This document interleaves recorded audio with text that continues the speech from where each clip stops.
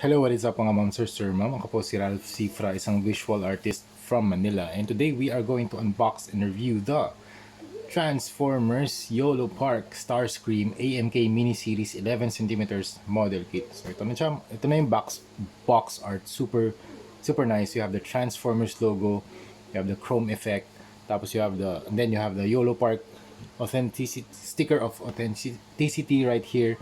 And then itong product na to, original to, hindi siya bootleg, hindi siya KO, hindi siya fake. Then YOLO Park X Hasbro, licensed by Hasbro siya. Tapos sa likod, nandito yung mga iba pa nilang characters. So you have Soundwave, Megatron, Optimus Prime, Bumblebee, Grimlock. So nandito lahat sila. Pinadala ni YOLO Park yung buong set sa atin. So you have to Grimlock. I-review natin yan sa next couple of videos. Soundwave, yan, front and back, para lang makita niyo yung mga characters yan. Bumblebee and Optimus Prime. Ito, size comparison with Megatron. There you go, Megatron and Optimus Prime. And ito si Starscream.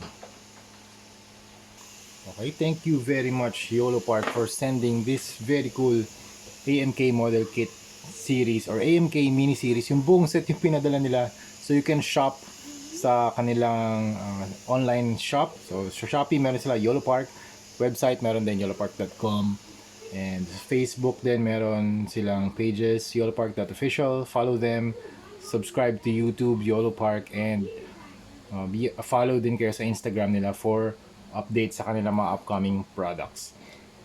Meron si Starscream na alt hand, so you have pointed hands, open hands, and tsaka fist hands. Okay, let's start with the overall build. Yung build nito, simple lang mga ma'am, sir. You have the chest, the head, yung backpack, yung arms, yung mga kanyang guns and legs and feet. So simple build lang.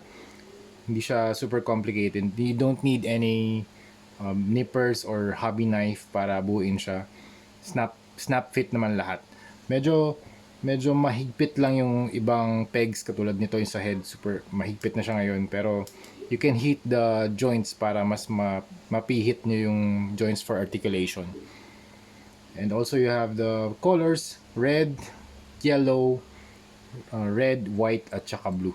So painted, ang painted lang dito yung red, and dito sa chest yung red, tsaka dito sa part na to yung purple, tsaka yung red dito na trim sa kanyang wings, sa jet na wings.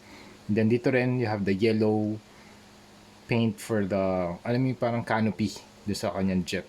Hindi siya nagtatransform, pero this is highly playable kasi grabe yung mga joints niya. Basic articulation, pero ang sarap niyang paglaruan. So, okay, yung head, it's color black, painted black. Tapos yung eyes niya parang merong sheen ng red. Hindi lang masyado nakikita yung head, yung eyes kasi may shadow yung kanyang head armor. Then sa likod, you have the wings, the backpack, tapos you have the Decepticon logo.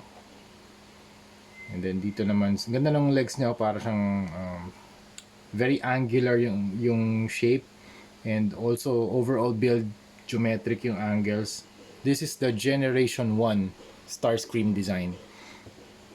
Tapos yung hands niya sky blue, the waist red, tapos painted original yung manufactured plastic, colored plastic na yung ginamit for the legs. So it's hindi naman siya white, pero para siyang gray, may gray tone.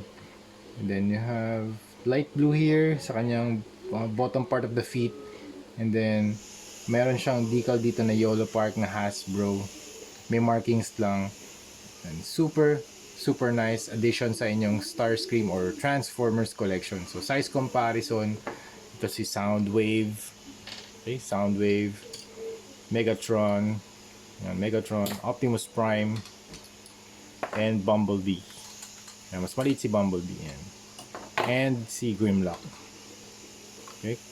So articulation naman, head down, up, 360. Alam ko pwede to, pero medyo mahirap. And 360. Tapos hindi na articulate yung wings. Hands, medyo nahihinder lang yung movement ng hands. Hindi siya pwede makapag 360 movement dahil dito sa jet wings niya. Down, natatanggal tong mga guns. So you can reattach. Meron twist din dito. Ayan, may twist. Tapos elbow bend more than 90 degrees. Tapos ball joint yung kamay. Waist, can do 360. Tapos yung kick. Ayan, high kick, front kick, and then back kick. Knee bend, 90 degrees. Tapos meron ding thigh cut for additional articulation. Then you have the feet, ball joint para sa paa. So overall, this is a very nice model kit ni Starscream. Sarap paglaruan ng mga model kit na to. Hindi siya yung traditional model kit ano siya, pre-built na model kit na. Pero ang sarap pa rin yung paglaruan. Kasi nga dun sa mga joints, so they can sit, they can do awesome poses. Lalo na pag may mga guns like this. Ayan, si Optimus Prime, they can twist. Pwedeng paglaruan ng mga bata. Be careful lang sa mga sharp na mga edges or parts. Wala naman siyang loose parts. Okay naman. Ayan, higpit nga nung iba eh. Mahigpit siya. Okay? So again, thank you very much YOLO Park for sending this to me. Again, you can shop you can shop itong mga AMK mini series sa Shopee. YOLO Park yung pangalan.